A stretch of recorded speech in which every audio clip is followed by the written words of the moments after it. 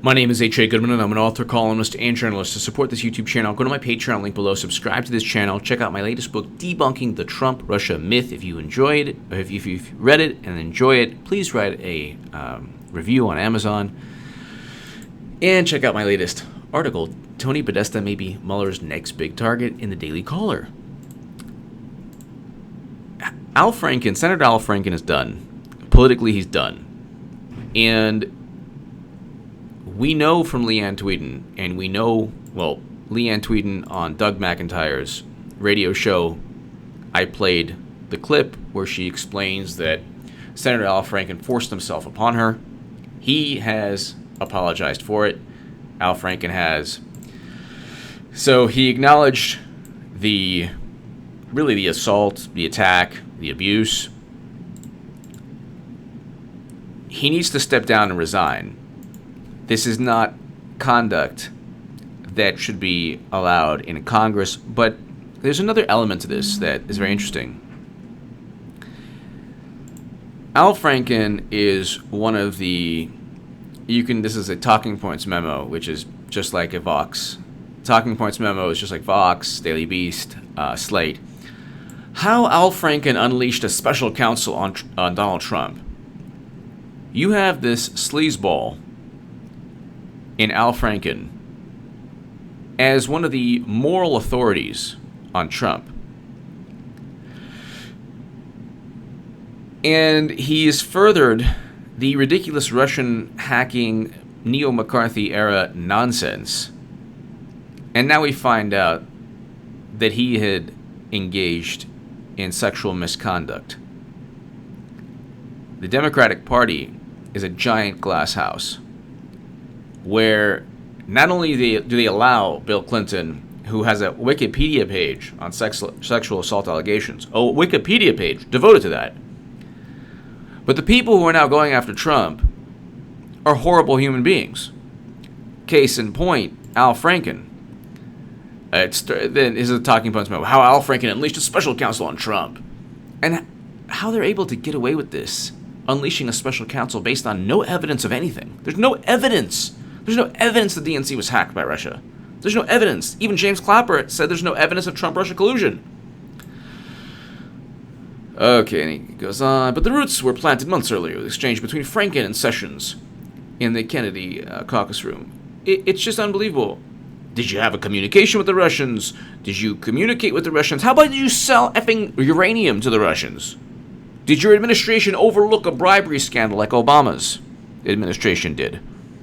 It's like the biggest, most egregious actions are overlooked with Obama and Clinton, and the playing field is now, oh my God, look, you communicated with a Russian. So therefore that means you colluded with Russia. But actually opposing the Magnitsky Act, Clinton opposing the Magnitsky Act, Bill Clinton receiving $500,000 from a Moscow investment bank, Bill Clinton actually meeting with Vladimir Putin, Hillary Clinton sitting on the Committee on Foreign Investment, not saying a word. That's okay. That suddenly is not a problem. You can't prove anything there. Yeah, but you can't. There's actually evidence there of wrongdoing and criminal behavior. We know there's an FBI bribery scandal that Obama overlooked. So if anything, it proves how inept President Obama was in looking at what's taking place on U.S. soil. There was a bribery scandal ongoing while the uranium deal was going down. You would think that's a danger to national security, more so than meeting with a Russian diplomat or an official.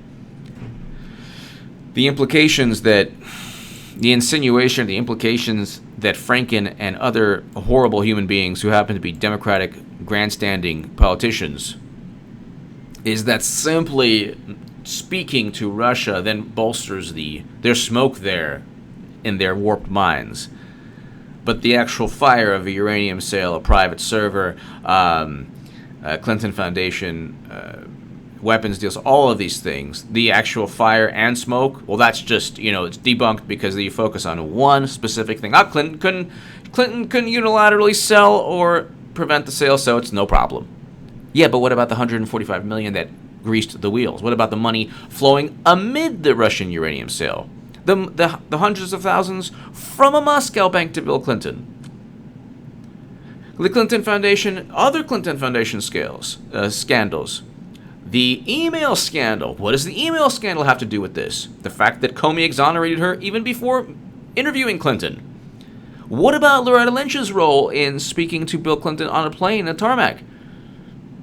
What about the millions, the Chicago commodities trader that was appointed, given a role on a nuclear advisory board because he was a Clinton Foundation donor?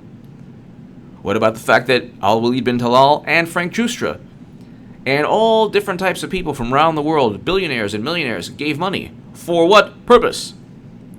For altruistic purposes? You're never going to get a handwritten note saying, I, Hillary Clinton, accepted this money to give these favors. Then they focus on the timeline. Yeah, the timeline, actually money flowed to the Clinton Foundation amid the uranium sale. The timeline is there was an FBI informant who will now testify to Congress of the ongoing FBI criminal investigation while the sale was being, while the transaction was being, was taking place. But getting back to Franken. The Huffington Post, Senate Dems leave no room for ambiguity in denouncing Al Franken. A woman has accused the senator of groping her without consent, and his colleagues say the claims should be taken seriously. It's more than, Leanne Tweeden said Thursday that Franken groped and kissed her without her consent. Leanne Tweeden has nothing to gain from this. She's telling the truth, in addition to the fact that Al Franken admitted the behavior. So, when you're a political party and your base is predicated upon or founded upon or utilizes the notion that even Bernie Sanders Bernie Sanders pointing and shouting was an example of sexism and or misogyny. That's how insane the Democratic Party base is. Some of the base. Pointing and shouting was misogyny. But Franken actually forced himself upon a woman. He needs to step down. It's not just misogyny or sexism. It's actually a criminal act. Give me your thoughts below. What's happening now is that, and the media doesn't see it because they're completely it's like this little group clique, like the quote-unquote cool crowd in high school, which really are a bunch of morons.